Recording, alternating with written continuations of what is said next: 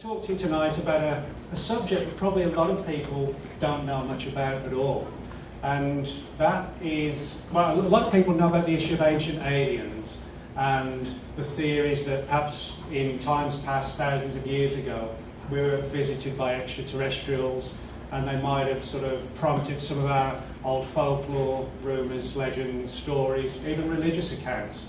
But what a lot of people don't know is the involvement and interest in that subject on the part of the Pentagon and the government as a whole, or actually several governments around the world.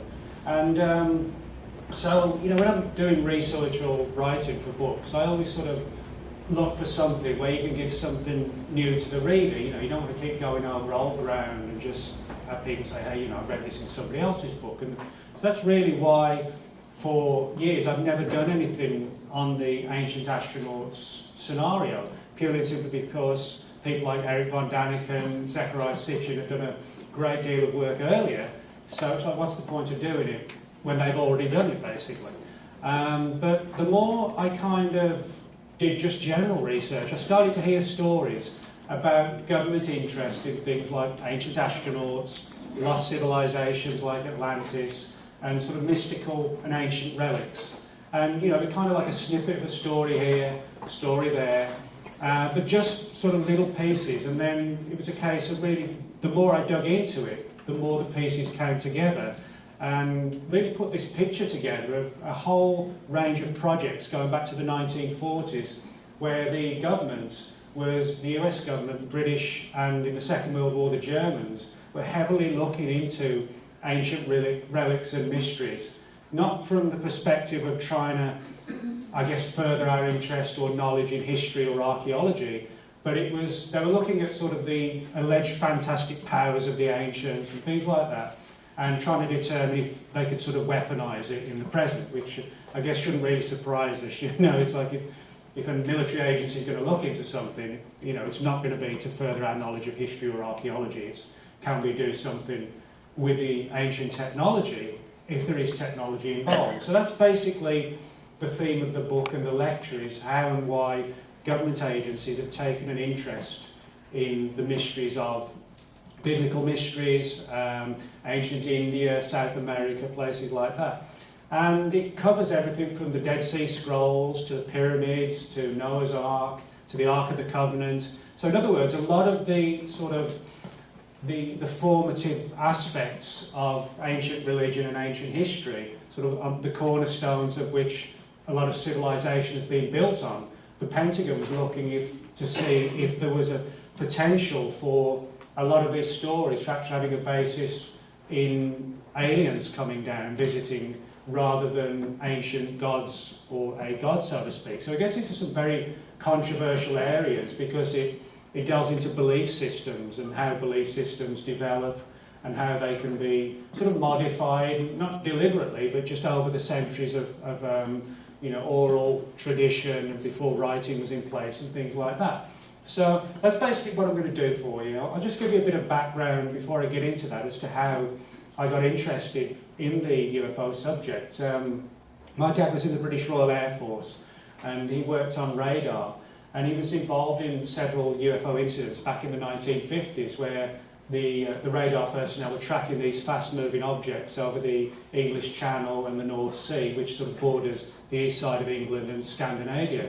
And because this was the 50s, the height of the Cold War, the first thought was, well, it's got to be the Russians launching a sneak attack.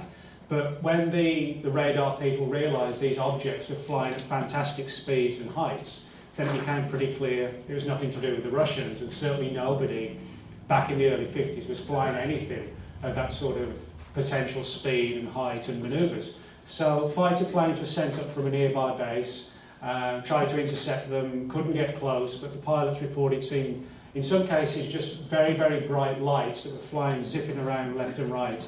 And some of the other pilots actually got closer, reported seeing like these silvery disc-shaped objects like classic flying saucers.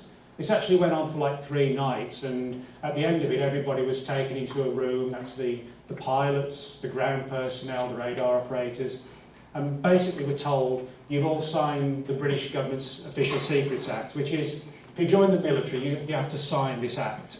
and it basically prevents you from speaking out about pretty much anything and everything that you did in your military career that's classified. I mean, not from the perspective what sort of tea bags they use in the canteen at the military base, but if you've learnt anything classified, you can be subjected to penalties. And my dad didn't tell me about this till years later when I was like 13 or 14. And not just because it's my own father, but because he was trained on radar, that sort of prompted me to realise that there's not only a genuine UFO phenomenon, but government and military agencies are very, very interested in it as well. And I always think, if governments are interested in something and they're hiding it from us, it's probably a good thing to know about. So that's basically what I have done since, is to sort of dig into the issue of government secrecy as it relates to UFOs and related issues. I think it's one of these situations where nobody, of course, wants to reveal secrets that shouldn't be revealed, have an impact on national security. But if it's something that relates to something more profound, like the idea of alien visitations, I think we all really have a right to know about that, rather than just a small group of people who decide, well, we're not going to tell them for ABC or whatever reason. So that's what I've tried to do, and very often I use the Freedom of Information Act, which is this government legislation which allows people to get hold of government files when they can be declassified, or if they can be declassified. It's not, as a lot of people think, a door that opens all the secrets. There are actually 9 or 10 different pieces of legislation in the Freedom of Information Act that allow agencies to withhold files almost indefinitely. But sometimes, they will release them. So that's what I did with this book, was again to use the Freedom of Information legislation to try and get hold of this material. So that's what I'm going to do for you tonight, is sort of talk about what we know, what we can prove, and a few sort of assumptions and ideas as well that we can kind of glean from these various files. That's Stonehenge in England, where I'm originally from. And I'll start with that one because that was actually one of the cases that I primarily focused on. Over the years, there have been a lot of UFO encounters over Stonehenge. And when I say over it, I mean literally over it. In the 1990s in particular, there were a lot of sightings of what have become known as flying triangles over Stonehenge. Now, the flying triangle aspect of the UFO phenomenon is a relatively new one. It goes back to sort of the early to mid-1980s. Before that, you didn't really get many reports of these huge black triangles. Now, some people suggest that they're like a next-generation stealth aircraft. But, if they're a military craft, it's like, well, why haven't they unveiled them when they unveiled the stealth bomber and the stealth fighter? But the more we've dug into it, we've actually found a lot of these black triangle reports going back 60, 70 years. But it seems to be the case there's more and more of them today.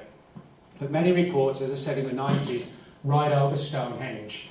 And the British Ministry of Defence took a great interest in these stories, because there were rumours suggesting that perhaps the stones possessed some sort of power, or a power source that the UFOs actually sort of derive their power from. It's kind of like the equivalent of going to the gas station, if you like, in simplistic terms, that they use these ancient stone circles as sort of like a rejuvenating energy. And there are a number of available files in the British government's archives on sightings of UFOs right over Stonehenge. And also a village called Avebury. Avebury is situated just a short drive from Stonehenge, and although the stones at Avebury are much smaller, the circle itself is a lot bigger. As you can see, it's actually fenced off now. It used to be open to the public, but that's the closest you can get, which is about sort of a couple of 100 yards. And the reason they did that was because so many people were chipping bits of stone off as souvenirs, and so the stones were getting smaller and smaller by the year, I guess. And you can actually go on arranged tours, but at one point, as I say, you could just stroll around them, but unfortunately that's come to a halt. The first story I'm going to talk about is probably one of the weirdest of all. It relates to the story of the Dead Sea Scrolls. And the Dead Sea Scrolls were found at a place called Qumran on the Dead Sea in 1947. And they're basically a huge collection of documentation. That's actually a photograph of one of the original scrolls. And they're kind of like the earliest written documentation from the Old Testament. And they're on public display now in Jerusalem. Anybody can go there and see them. But there's a weird story about the Dead Sea Scrolls and none other than the CIA, which in a roundabout way then sort of goes over to New Mexico and the top secret White Sands Missile Range, or the White Sands Proving Ground as it used to be called. But the story itself goes back to a man named Miles Copeland. And Miles Copeland, in the post-Second World War period, became a very high senior officer within the CIA. And he ran the agency's Damascus office, which was based in the American Embassy. And Copeland told this particular story about how one day in 1947, he was sort of hard at work, just analysing the sorts of secret data that the CIA does every day. And he said there was a knock on the door, and one of the personnel said, "There's somebody here who wants to see you." And he was like, "Well, who is it?" And they're like, "Well, we don't know, but he's asking for you." And so the guy was led in, and he was sort of a mysterious character. He had sort of this long flowing sort of Bedouin type outfit on, and came in sort of very clandestine and secretive way, and pulled out from inside his clothing this huge pile of parchments like that. But instead of being sort of page on page, they were all carefully fixed together, so it kind of opened up into one long piece of paper, if you like. And Copeland, of course, not being an expert in ancient languages, said, "Well, what is it? What am I looking at?" And the guy said, "Well, I found it, and I want somebody to analyse it." But there seems to have been more to this guy, whoever he was, that he wasn't just some innocent person who found this scroll, that he was maybe someone who had a reason for being there and wanting to give it to the CIA.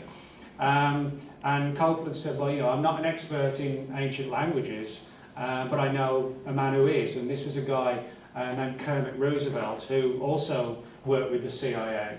And so he transferred all this material to Roosevelt, took pictures of it, sent the photographs and the negatives and the original parchments. And from there, they were sent to the CIA's headquarters. Now, Copeland never got an official response from headquarters and the people above him as to what the reasoning was, why the CIA held on to this particular scroll. But he did hear rumours back that pretty much the entire text was related to a very, very ancient version of the book of Daniel. And specifically, it was a section of the book that was talking about all prophetic dreams and foreseeing the future and things like this. Now, this actually ties in with the CIA actually taking an interest in that sort of stuff in the late 40s and early 50s onwards. It later evolved into something called the remote viewing program. The idea was that the CIA tried to train its agents to sort of psychically spy on the Russians. In other words, instead of having to sort of hang around outside the Russian embassy with bugging devices, they tried to train their personnel to sort of project their mind or their soul, if you like, into the heart of the Kremlin and spy on the Russians that way. And they did a lot of early research into ancient books and manuscripts to try and determine how sort of 15th and 16th century wizards and people like this and alchemists possessed these powers, and could they develop them for espionage purposes.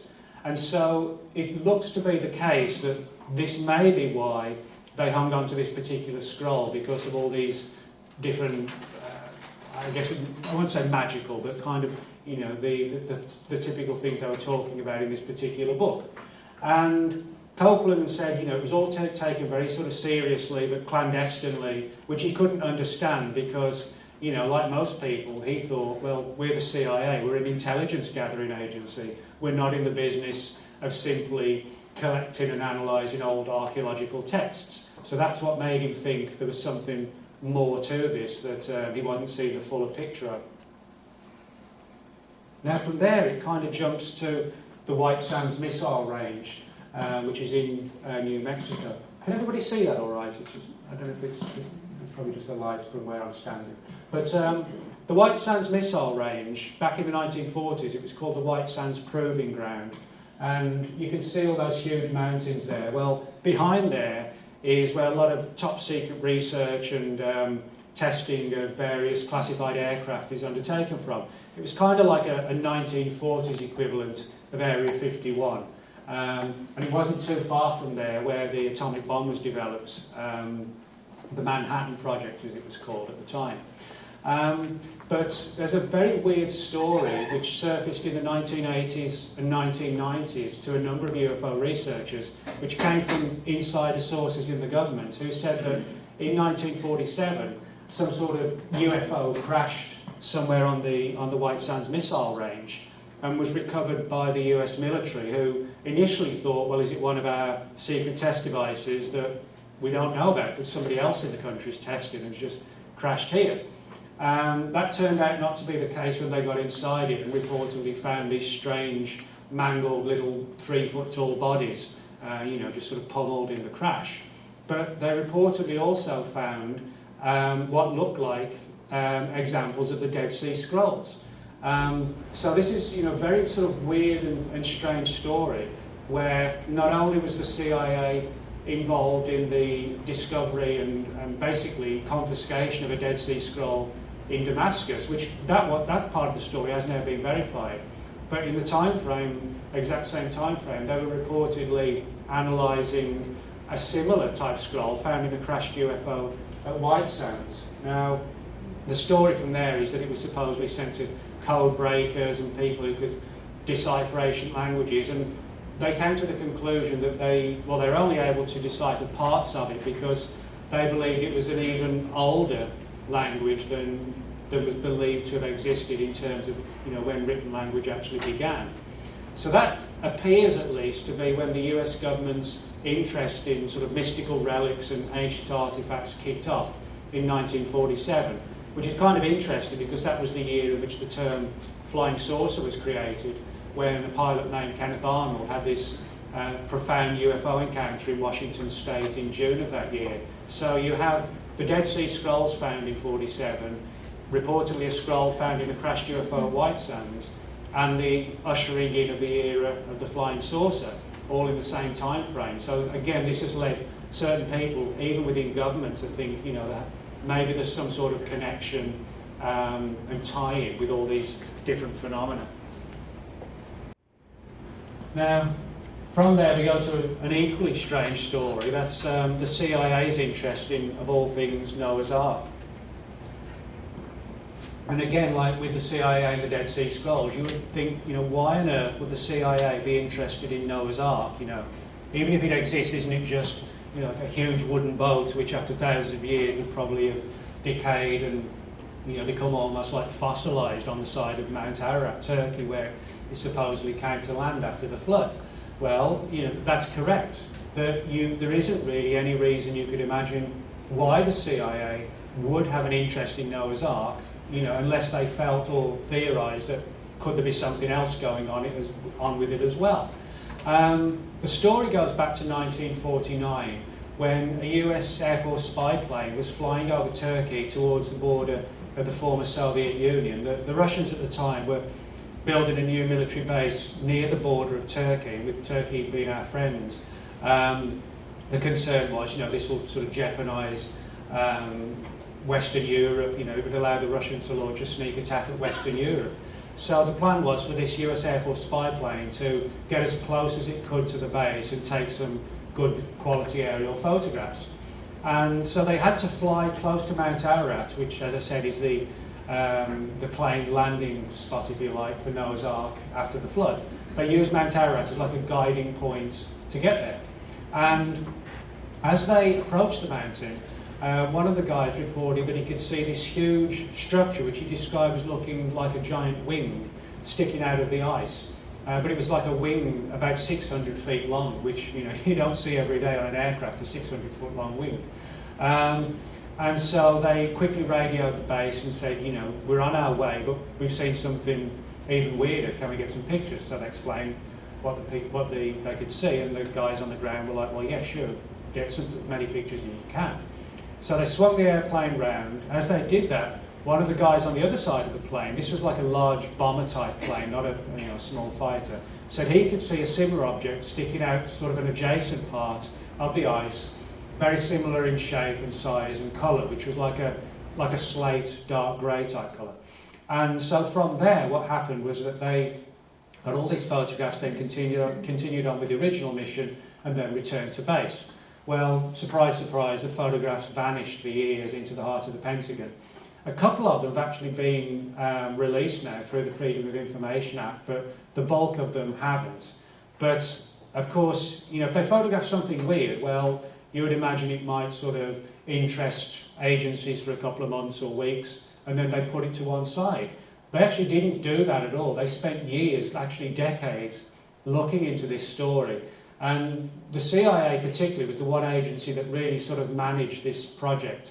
And they don't refer to it as Noah's Ark, they call it the Ararat Anomaly. And this is one of the tricky things about the Freedom of Information Act. When people file requests for files on Noah's Ark, the agencies reply, we've looked and we have nothing under a file titled Noah's Ark. But they actually have it titled under Ararat Anomaly. But if you specifically ask for something by law, they're not obliged to respond to anything other than what you specifically asked for. So even though they might have a file technically on something on Mount Ararat, because you didn't ask for the file on the Ararat Anomaly, they can honestly say, we don't have anything listed under the name of Noah's Ark. Go away, basically. So that's one of the things you have to be careful of, to how you word freedom of information requests even. But the Ararat Anomaly is a strange story for a number of reasons. I mean, we're talking about the Air Force photographing two objects on Mount Ararat. And of course, the biblical story is that, that it was Noah's Ark that came to land, this vast vessel, with numerous animals, examples of different animals on board. But, you can look around all cultures and countries and around the world, going back thousands of years. And most of them do have flood legends attached to them. Probably the most other famous one is Gilgamesh, the Epic of Gilgamesh, which also talks about a massive flood and certain people selected to survive the flood and then actually landing on a mountain in North India. Where I'm originally from, Britain, the Irish have a story, a flood legend, and about the gods basically saying, this massive flood's going to come and you've been selected to survive it, etc., etc. Not all of them involve, massive amounts of animals as well, but most cultures do have flood legends, and I think it's probably a good indication that in times past there were, whether localised or worldwide, floods, because, when you consider a lot of these countries are separated by thousands, in some cases, 7,000 to 8,000 miles, for them all to have similar legends is suggestive that there probably were maybe even more than one, massive flood many, many thousands of years ago. So that's how the CIA got involved. Because Jim? Question. Now, didn't the story of Gilgamesh differ a little bit in that they said that they collected the DNA rather than animals of each of the animals, or was it another one of those Sumerian? Yeah, well, I mean, a lot of the cultures have stories of flood legends, and a lot of them are associated with animals. But in some cases, you have the biblical account of Noah taking physical animals on board. There are others that's I forget the actual translation, but it's something like the essence of the animals or seed. That's right, the seed of the animals. Yeah, and that's sort of given rise. Some people have wondered, is that not a reference to physical animals, but to like the DNA, if you like, of a whole range of different animals? The idea, what if Noah's Ark was some sort of gigantic repository, if you like, for massive amounts of animal DNA? In the same way that today, a woman who's trying to get pregnant can't get pregnant. She can have her eggs frozen. Could it have been something like that, where there's sort of this entire massive data bank of different animals around the world stored, preparing for this flood in the event, things need to be reseeded over again. Now, that was one of the interesting things that the FBI looked into. The idea, well, it wasn't so much the FBI believed it, but what they did, they focused a lot of attention on authors and researchers who were suggesting that Noah's Ark was some sort of huge alien spacecraft, and that it literally was acting as like a space ark for all these sort of examples of possibly, you know, alien DNA. Now, whether or not that's true, you know, we don't know, and I think it'd be sort of difficult to prove things one way or another. But the very fact that the FBI was watching a lot of people and preparing files on them who are claiming this or suggesting this does make you wonder, or suggest that probably within the Pentagon there were people who had discussed this idea. You know, was it linked with a UFO? Was Noah's Ark some sort of crashed UFO? For example, there was a very controversial 1950s contactee, that's somebody who claimed to have met aliens sort of face-to-face back in the 50s. A guy named George Van Tassel. Very, very controversial guy, had as many believers as he did detractors. And he claimed a lot of, face-to-face contact with human-looking aliens who said, you know, we need to disarm our nuclear weapons and live in peace with one another. And Van Tassel, in 1960, gave a lecture in Denver, Colorado, where he spoke about how he believed that Noah's Ark was some sort of ancient UFO that had crashed on Mount Ararat, and had all these examples of like terrestrial animals on board that had basically kidnapped, I suppose is the right term to use. And that he found this out and he wanted to sort of tell everybody his findings. The FBI prepared massive files on Van Tassel and other people who are making very, very similar claims. And to demonstrate that it continued and continued, in 1975, a guy named Fernand Navarro wrote a book about his search for Noah's Ark, and actually got hold of a file from the CIA which talked about how Navarro, CIA personnel were actually sitting in the audience at one of his lectures at a shopping mall in Washington, D.C. in 1975, listening to him talk all about Noah's Ark, and they prepared extensive notes for the senior personnel when they got back to the offices. So, for some reason that we don't really have the full story of, since 1949, when the Air Force took the pictures, right through the 60s, the 70s, to at least 1995, this is when the last files have been, or the latest files, I should say, have been declassified, somebody within the CIA has been taking very deep interest in whatever it is that exists on Mount Ararat. Now, actually on Mount Ararat, there have been a lot of investigations and expeditions to find Noah's Ark, and people have said they think this is it on this place, this is it in another location on the mountain. The pictures that the Air Force took are actually very near the summit. They're like 15,000 feet.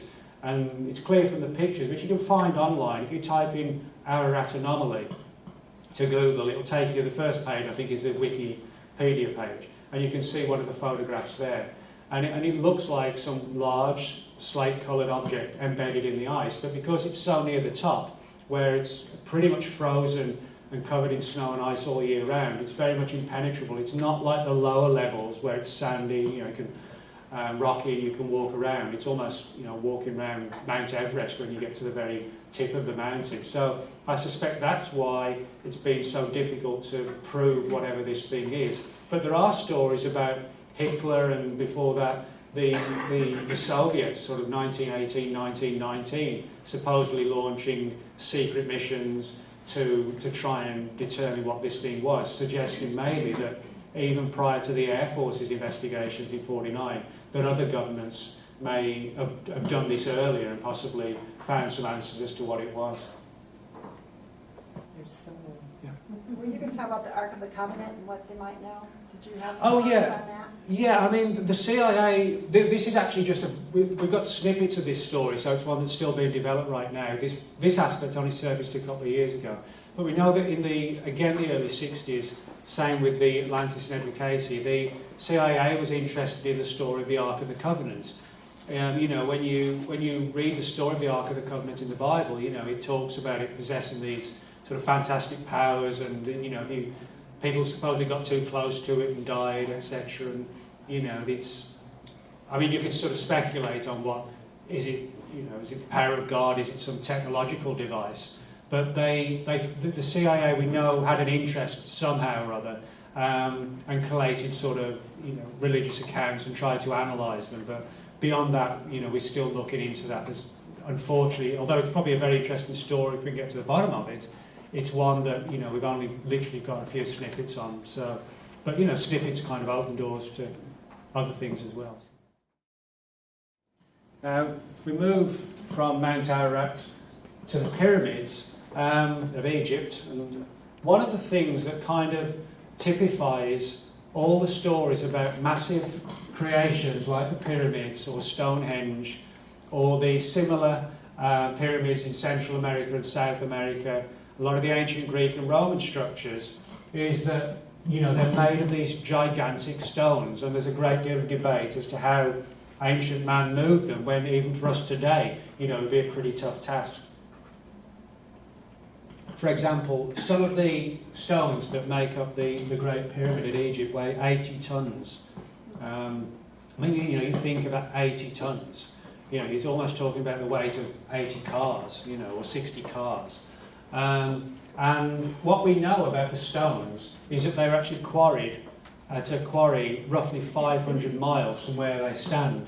So not only were these multi-ton stones lifted together and perfectly placed together, they were hauled 500 miles across the desert, then lifted up into place, perfectly symmetrical, angled, you know, and we're led to believe this was just done with rollers, ropes, manpower, ramps, and just pushing them along on tree trunks, you know. And when you begin to look at the logistics of all this, and it working perfectly, you know, the tree trunks never getting broken. And bear in mind, you know, we're not talking about a nice flat surface like pushing the stones along I-35, you know, we're talking about the desert. You know, if you imagine you went to, I don't know, down by Galveston, and you try and push a 1-ton stone, a rock along the beach with a few rollers, you know, good luck if you get 10 feet before it starts to, you know, sink in the wet sand or whatever. And yet we're led to believe that they move them, not a few feet, but 500 miles. But what's interesting about the pyramids and Stonehenge, ancient Greece, Rome, South America, Central America, is that all of these cultures, in some cases not just separated by thousands of years, but thousands of miles as well, so the chances of them speaking to each other are minimal. They all have stories about the stones being magically lifted into the air.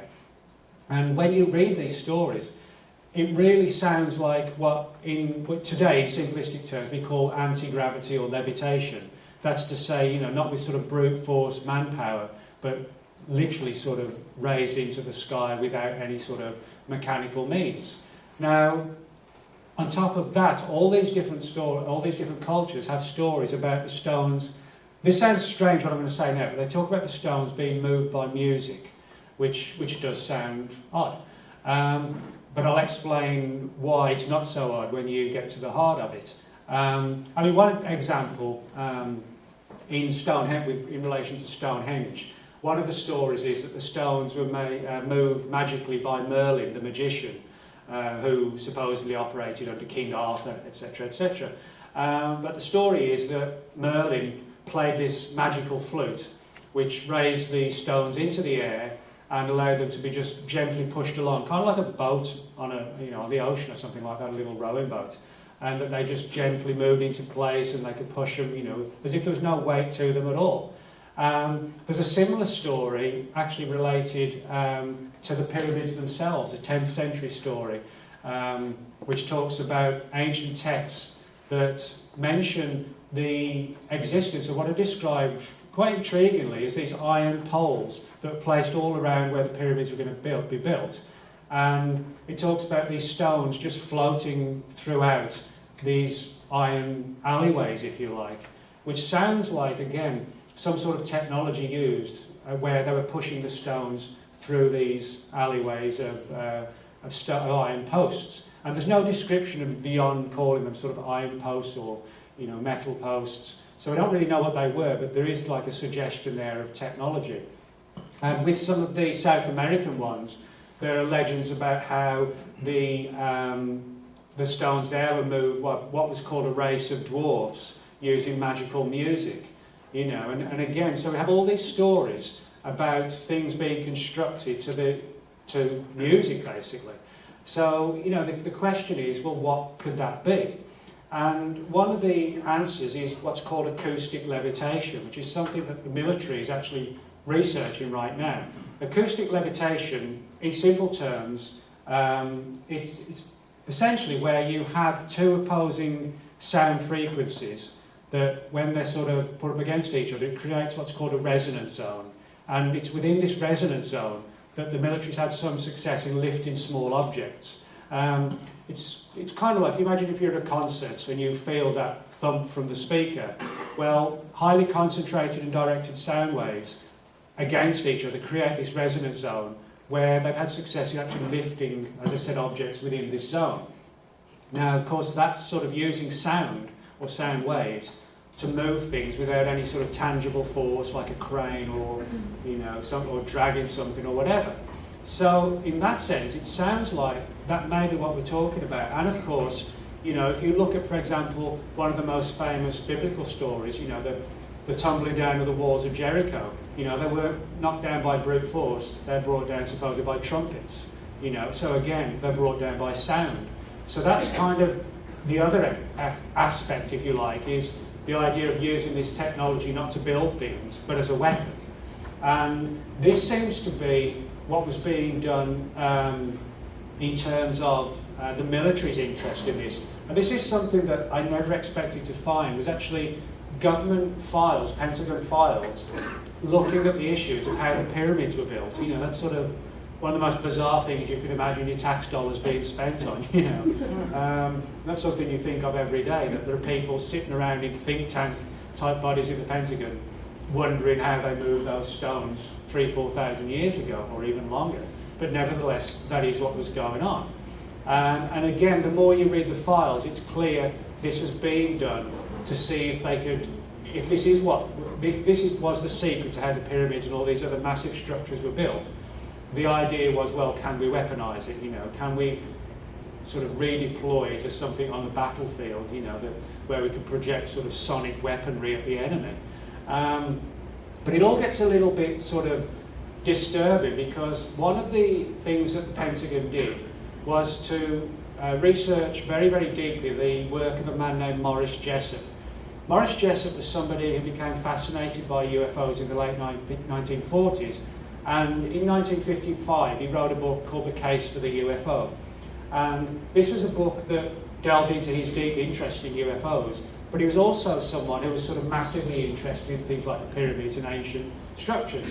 And he travelled extensively to South America, Central America and Mexico, and to see these structures for himself. He was someone who felt, well, if I'm going to write about it, I need to see it firsthand. And he came back fully believing that really the only way these gigantic multi-ton stones could be moved was via levitation, and he felt it would have to have been done by ancient astronauts. And so he wrote all about this in his book, The Case for the UFO.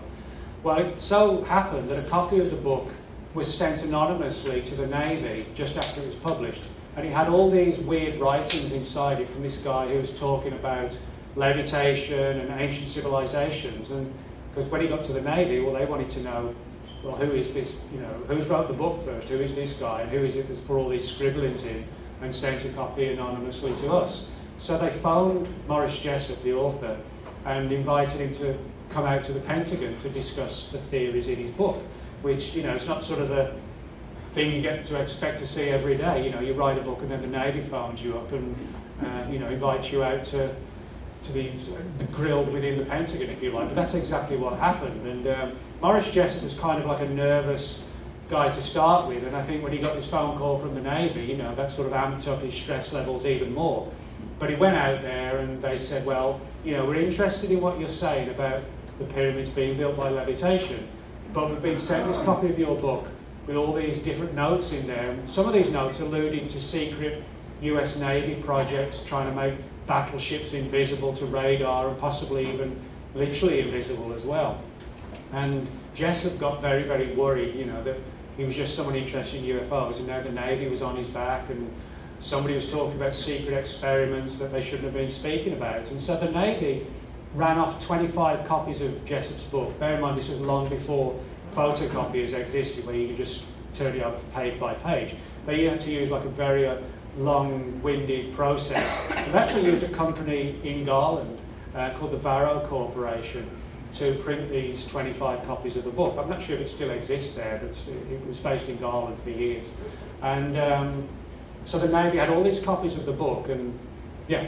Arrow closed in years ago. It's closed now. Oh, okay. But they printed off the copies of the book for the Navy, and interestingly enough, if you try and ask the Navy now, can we get a copy of it, they say, oh well, they've all been lost, which is kind of, convenient, I guess. But Jessup never sort of really got over this meeting, and he became deeply, deeply paranoid that he was being watched. And, people would say, well, that was just paranoia, but I guess if you've been interrogated by the military over a book you wrote, you probably do have a right to feel a bit paranoid. But it all got sort of really disturbing when he was actually found dead in a Florida park in 1959. There was like a hose pipe going from the exhaust of the car through the window, and he was dead from carbon monoxide poisoning. And a lot of theories that it wasn't suicide. For example, actually one day before he died, he telephoned a colleague of his very excitedly, Dr. Manson Valentine, who was interested in the same things, and said, I've made a major breakthrough, can we meet tomorrow? And of course the meeting never went ahead, he was found dead. That doesn't sound like the words of somebody who was on the verge of committing suicide, if you like. I mean, granted, we can never really know what goes through anybody's head at any time, but it doesn't sound like he was planning on doing that. But nevertheless, the extensive files were put together on Jessup as they related to this whole theory. And again, using the Freedom of Information Act, what I found was that in 1956 and 57, right after when they interviewed Jessup, both the Army, the Navy and the Air Force were all looking into this issue of anti-gravity. And there was one famous article that appeared in an aircraft magazine, and it was titled, Here Come the Gravity Engines. And when you read that article, it's pretty clear that somebody on the inside in the military had leaked information to the magazine to get the story out. But when you read it retrospectively with what we know about the military interviewing Jessup about the pyramids, it seems a lot of their inspiration did actually come from his research. Now that's another picture of Stonehenge. I took that one probably about 15 years ago before they closed it off, and you can probably see people walking around there. But you can see how high they are, and people say, well, they must have been built very easily. But if you think about it, I mean, you just think of it in literal terms. How would you get that stone standing on top of those two 6,000 years ago? It's not an easy task. It's not like there's any hills around where you can kind of roll it down the hill and hope it lands on the two stones. And people say, well, pulleys. Well, to build pulleys there, I mean, they'd have to be incredibly strong. Some of those stones weigh 25 tons. Imagine trying to put pulleys of trees, then a rope and pull it up. Well, again, it's like good luck a bunch of cavemen or whatever, trying to pull a 25-ton stone up a few tree trunks. It's just not going to work. So that's why, well, I don't say that's why, but I mean, this is where we also have these legends. I said about Merlin, the magician, supposedly magically floating all these stones into upright position and lowering the other ones on top. I mean, we could say, oh, well, it's just folklore. But if it's folklore, it's exactly what was being said in South America, Central America, Mexico and Egypt. And so far as the history books tell us, at least, nobody from England 6,000 years ago travelled to Egypt, and vice versa. They probably didn't even know each country existed, certainly. And yet each and every one of them has these exact same stories. There's a story about Stonehenge supposedly originating in Ireland, that the stones were brought across. Now, we know that actually isn't true, because we can tell that the actual stones themselves, some of them came about 25 miles away from where Stonehenge exists today. But other stones came from North Wales, about 125 miles away, which is still a long distance. But there are ancient legends and folklore that they were brought originally from Ireland, and again floated across the Irish Sea, which separates England from Ireland. So although it's almost certainly folklore, it does tie in with this story about the stones, not being brought across on huge boats, but floated across the oceans. And again, I don't think I mean, I don't think that the island story is a hoax, but if the further you go back in history, you find that I think the ancient people of that era were trying to figure out how somebody had built these huge stones centuries before. You know, there was no sort of historical record then. The people maybe in, say, 500 AD had no idea who built Stonehenge a couple of thousand years before, so they started to sort of create legends and stories. But at the foundation, they still had all these tales about the stones being levitated from Ireland. So, you know, somewhere in there, I think they had some truths, but it got mixed up with folklore and mythology as well. There are a lot of weird stuff, a lot of magnetic anomalies at Stonehenge and a lot of these circles. People have felt, you know, some people kind of feel dizzy when they go by these stones, or sort of rejuvenated. People talked about, you know, sort of headaches being cured and things like that. And animals kind of react differently around stone circles often. Sometimes in a positive way and sometimes not, you know. But sometimes dogs will get excited, sometimes they'll whimper and, you know, run. So this has sort of given rise to the idea that these stones are somehow energised. And that actually ties in with Stonehenge, where it talks about how the stones could reportedly heal people. And what's interesting is that acoustic, I talked about acoustic levitation. Well, there's more and more evidence suggesting that the directed acoustic energy can actually have a positive impact on the human nervous system, and, you know, sort of keep it in good check. So maybe the stories about the stones being able to heal people, maybe that's a basis, in fact, that they knew something also about sort of acoustic technology being related to health as well. So that's a picture of the Pentagon. That's actually where Morris Jessup was taken. And I don't know the building or exactly where he was, but I mean, people have, or the Navy today actually doesn't deny that they interviewed him, but their story is that, oh, well, the guys who interviewed him were just people who were interested in UFOs, and so whatever they do in their free time after work, you know, we don't care as long as it doesn't impact on their naval work. You know, if they want to research UFOs after 5 o'clock at night, that's their business.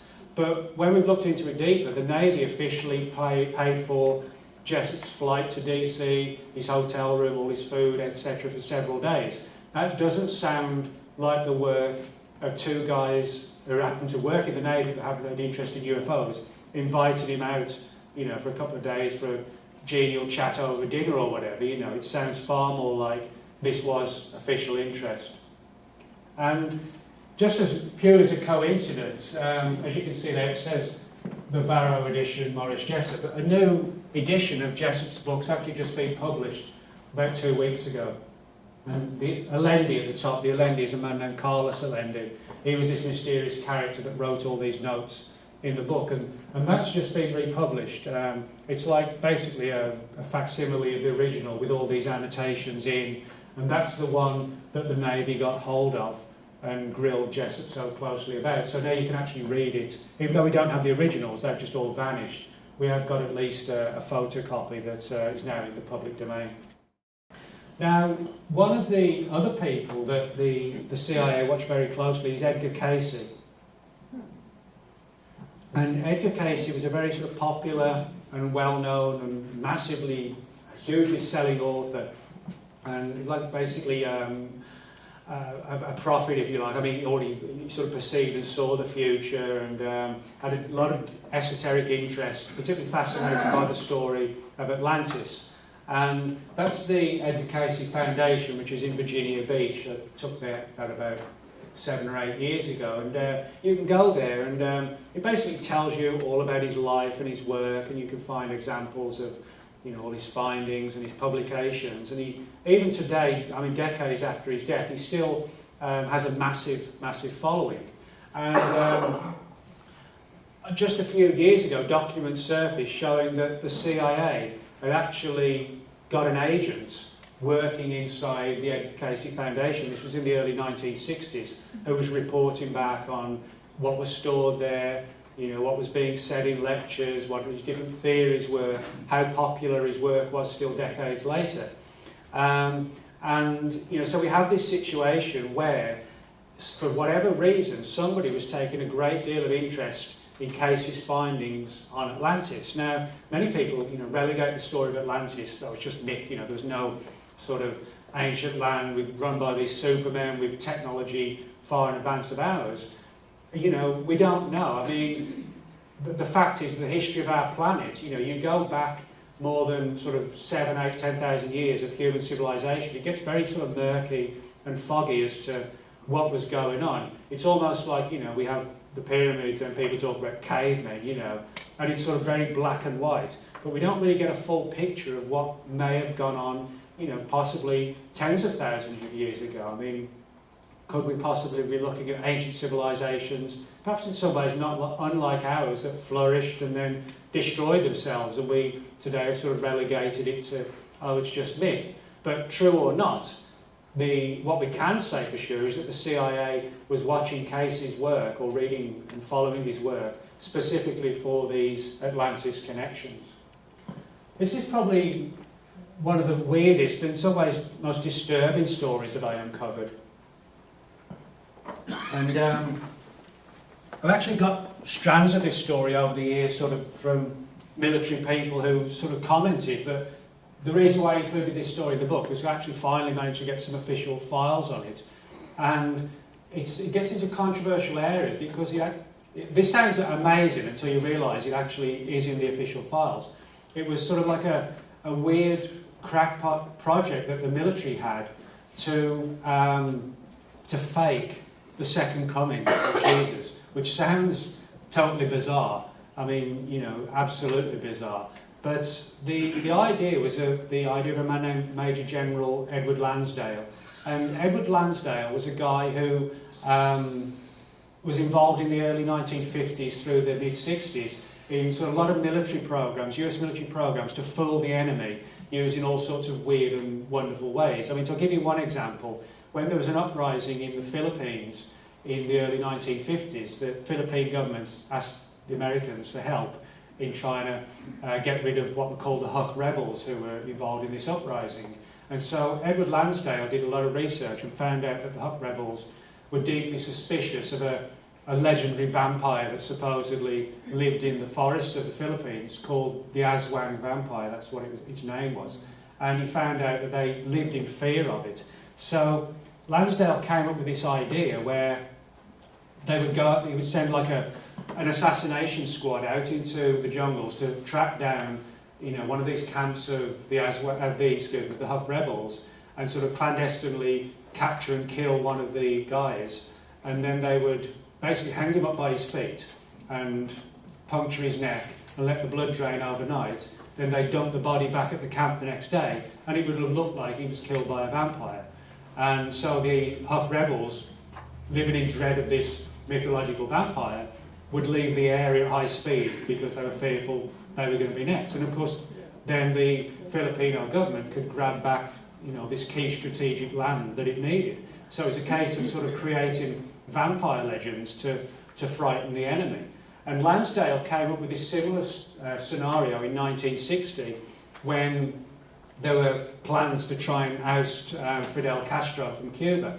And Lansdale had this very weird idea to fake a second coming over the shores of the coastline of Cuba. What his basic idea was to do was, bear in mind the technology back then was sort of very rudimentary, the idea was to project images of the Virgin Mary and Jesus onto low-flying clouds, low-hanging clouds, kind of like that. So where you've got thick cloud line, kind of like, when you see these cinema projectors that, or sometimes if you see the nightclubs around town, you can see the sort of light spinning around on the clouds. That was the scenario that he had in mind. And the CIA was planning on sort of remodelling an aircraft where the engines would be muffled and the crew would broadcast using loudspeakers, voices saying, "This is Jesus, renounce Fidel Castro, embrace the United States." That was basically the scenario he had in mind. But, I mean, it didn't work. I mean, it was just like a crazy project again, that you have to wonder where they'd come up with these things. But it was basically cancelled purely because of the logistics of, who's to say we get out there and the clouds aren't going to disappear? who's to say that, you know, they're not going to see the aircraft if the clouds start to sort of disintegrate, and what if there's not even anybody listening anyway? So it was shelved. But what's interesting is that they actually had sort of these roundtable discussions about how the military planned to deceive and manipulate public perception by faking ancient religious events or ancient prophecies about, you know, things like the Second Coming. And of course, you know, this makes you wonder, could it happen again? There are a lot of rumours on the internet, and granted a lot of them are rumours, about something known as Project Bluebeam, which is supposedly an updated version using sophisticated holograms to, again, create like a religious charade in the sky to try and influence public opinion. Now, people say, well, it's just total nonsense, you know, they just sound like X-Files, beyond X-Files conspiracies, you know. But, and maybe it is, but this particular project from 1960, the files have now been declassified, so we do know even the name of the person who planned it, Edward Lansdale. So in that sense, you know, it's like not just that the Pentagon has sort of looked into the mysteries of the past, but they've actually tried to utilise them in some fashion in the present as well. That's an old piece of imagery alleged to show Atlantis. That picture actually, the reason I put that up is because there's a copy of it in the CIA's files on Edgar Cayce. And I put that there just to demonstrate to you the extent to which the CIA went in terms of looking into this particular issue, even getting hold of old maps and diagrams and drawings.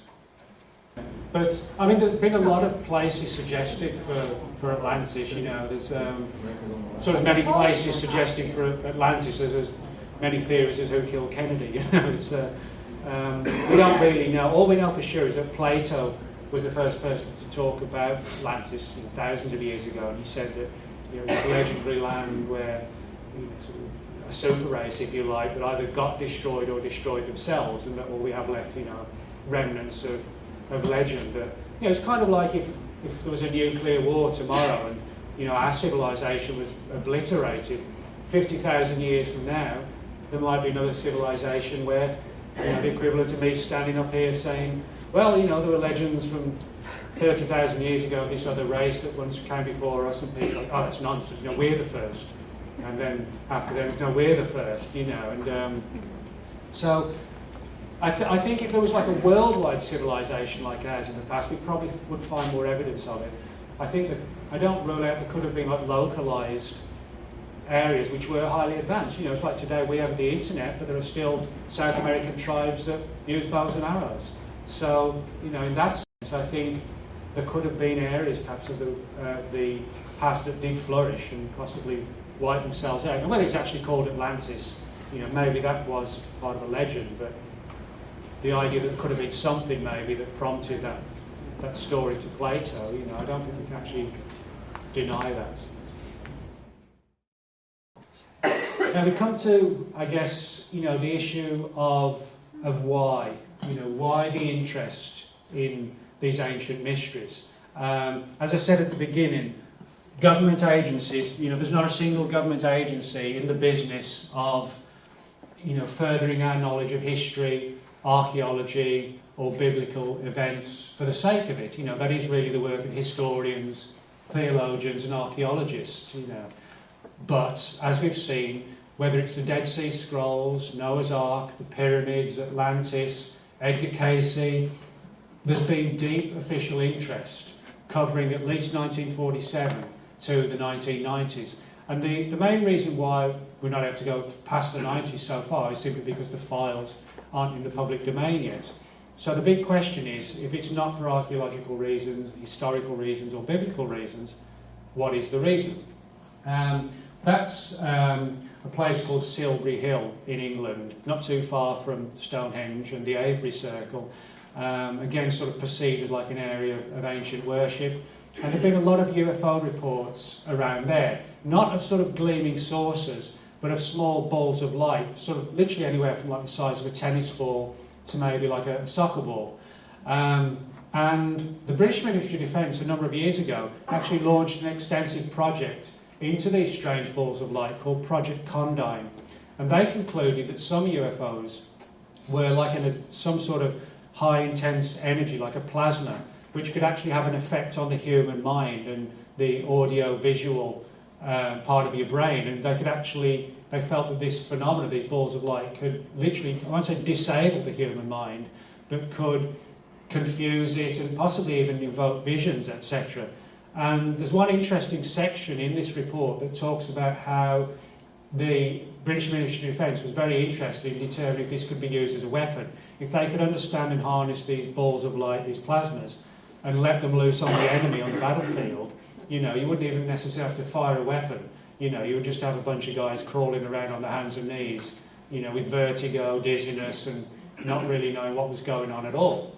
So, and a lot of these sightings occurred around Silbury Hill and Stonehenge.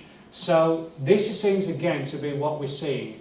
We're seeing something that is basically a study of the past to try and determine if there were or are examples of fantastic technology that existed thousands of years ago that maybe we today as a culture, although we're highly advanced in other ways, maybe we have lost or forgotten or have never even uncovered evidence of some sort of very, very ancient technology that ancient man knew of and was able to harness. Very, very different to, electricity or the internet or car engines, but by the same token, very, very powerful, kind of like this sort of levitation angle.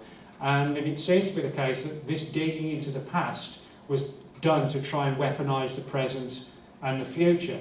Now, of course, we have to remember that, although we should give government credit for looking into this, sometimes, people give them too much credit and thinking they have all the answers. I suspect that, even for the government, when they're digging into mysteries that are 6,000, 7,000, 8,000 years old, even they are limited, how far they can go in these investigations to where it becomes theory versus belief and opinion to where, you're not always able to prove something. So I suspect that what they were doing was putting feelers out there and then extensively digging into some of these cases to try and figure out, hey, can we make a weapon out of levitation?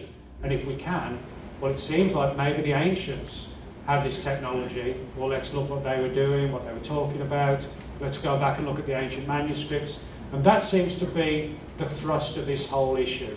And I guess, we shouldn't be surprised that, fantastic technologies did exist in the past, that people would want to be able to harness them for today and tomorrow. So that's sort of the story of the pyramids of the Pentagon, which is sort of very weird, thing that covers everything from the Dead Sea Scrolls right through to faking the Second Coming. It sounds like the sort of stuff you couldn't actually make up. And you probably couldn't make it up, It's one of those situations where I guess truth really is stranger than fiction. So a lot of people don't know this, but where a lot of the crop circles, or most of the crop circles, appear every year in England, it's the county of Wiltshire.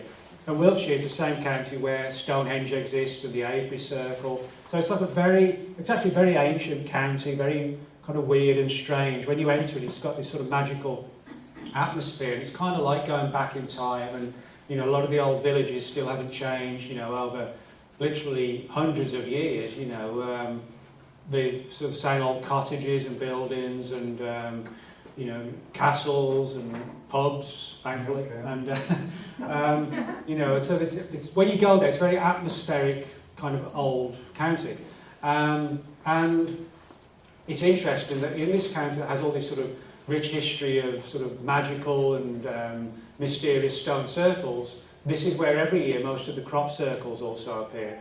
And of course, over the last few years, these so-called crop circles have expanded into what are known as pictograms, these extremely detailed formations that have been found. Many of them actually appeared very close to the Avebury Circle and to Stonehenge, literally sort of overnight, within a few hours sometimes. And a number of these formations, they're literally kind of like 200 feet long and geometrically correct. You have to wonder if it's all done by people. How on earth, they've done it in a field in pitch black darkness. And in many cases, the farmers have people out there patrolling the fields at night. And people don't get caught. And probably the biggest thing that many people may not appreciate is that when you look at these formations, if people being people, you'd imagine occasionally, if these were all being done by human hands, so to speak, that there would be some where they basically had to stop making them because they made a mistake, but they're all sort of perfectly formed. Why is it that if it's people doing it in pitch black darkness at night, we're not seeing ones where they made an error? Surely there would have been one or two, sort of mistakenly created formations or designs where they had to stop making them or start over again, and there'll be evidence, telltale tracks. But we're not getting that. But what we are getting is a lot of reports of these strange balls of light flying over the fields as well. Very similar to the ones seen over Stonehenge and the Avebury Circle. They seem to be taking either an interest in the circles, or some people have suggested they actually make them. There are a number of stories of people seeing these balls sort of swooping low over the fields, and then the formations kind of actually being created as the corn kind of lies down below them. And today it's very much become like a big tourist attraction in Britain, for whereas people before would sort of go to the beach and for a few days, told us to go and see the crop circle, so that's what people do. They go to Wiltshire to see crop circles, and but the farmers actually don't mind. A lot of people think they do, because contrary to what people might think, the corn, when it's laid down, actually isn't broken, continues to grow. So again, it suggests it's not like some heavy force that's pushed it down and snapped it. It's been lowered very, very carefully. And if the farmers don't sort of cut the corn, and collect it, it actually keeps growing. It just grows horizontal instead of upwards. But it can still be collected and turned into corn and breakfast cereal or whatever. So the farmers don't really like it, but most of them, sort of charge an equivalent of $1 or so to let you in the field and sort of look at the crop circle. But most of them would prefer, that these formations didn't appear, because it does cause them a lot of hassle. There have been quite a few in America. There were a lot more in the 90s than there are today. And at one point in Britain they were all over the country, but now they are sort of really, I won't say totally focused, but heavily focused in Wiltshire. Why that is, one parallel that people have made is that, we have a lot of stone circles like Stonehenge in Wiltshire, and now we're seeing crop circles. So thousands of years ago there were stone circles, now there's crop circles. Could it be the same thing making them, but from a different perspective, to try and relate something to the people of that era? One theory is that maybe places like Stonehenge and the Avebury Circle were built because the ancients saw these crop circles being made in that area, and so built the stone circles as like paying homage to these sort of what they perceived as magical crop circles, But crop circles do actually go back a very long time. One of the most famous stories is what's become known as the mowing devil. If you look that up on the internet, mowing devil, you'll see this ancient drawing going back to, I think it's the 1700s, of this flattened area of corn. It's like told in an ancient parchment. And there's like an actual circular area, flattened ground in a field, and this little sort of jet black coloured figure, like a little goblin, walking around the field with a scythe as if he's laying the field down. But the document talks about how this mysterious circle appeared overnight, and the story was that the devil made it, and so it has this little, like an imp type character in the field with his scythe laying it down. But this almost certainly is an example of a very early crop circle from hundreds of years ago. And interestingly enough, whoever wrote the report said the reason why it was found was because the night before somebody saw this strange light hovering over the field, and so they went out the next day and then found the formation. So, there's no way you can sort of distance that from today's stories. It's almost identical. They just put a different spin on, the cause of it, aliens versus, something demonic was the way they looked at it back then. When you use the Freedom of Information Act, it's all legal and lawful. And you can only get what the government wants you to see. So in other words, from their perspective, there's no fear, because they're the ones who are protecting the data. They're the ones hiding or holding the data. So if they don't want to release it, you're not going to be able to get it anyway. So it's not so much they stonewall you, it's just, they can legitimately and legally say, well, there are references in the file to CIA agents who are still in our employ, and if we were to release these files, it would identify, John Smith living wherever, which would, can be passed on to terrorists or whatever, and then etc., etc. So they do have a lot of legitimate reasons for withholding materials, but they're also, you have to wonder, what's the justification in withholding files on the pyramids? Surely that's not going to have an effect on, from the 50s, surely files on the pyramids from the 50s aren't going to have an effect on national security today, unless there's some ongoing project, which isn't impossible. I think there could still be ongoing things, if you like. Well, there's a lot of stories like that of, sort of alien clandestine meetings with government people through the years, and, some of them aren't, don't look particularly friendly, they look kind of strange. It's difficult to, how we can, actually find the proof. That's the problem we're looking for, is there's a lot of questions, it's how we kind of resolve, those questions and actually get the answers.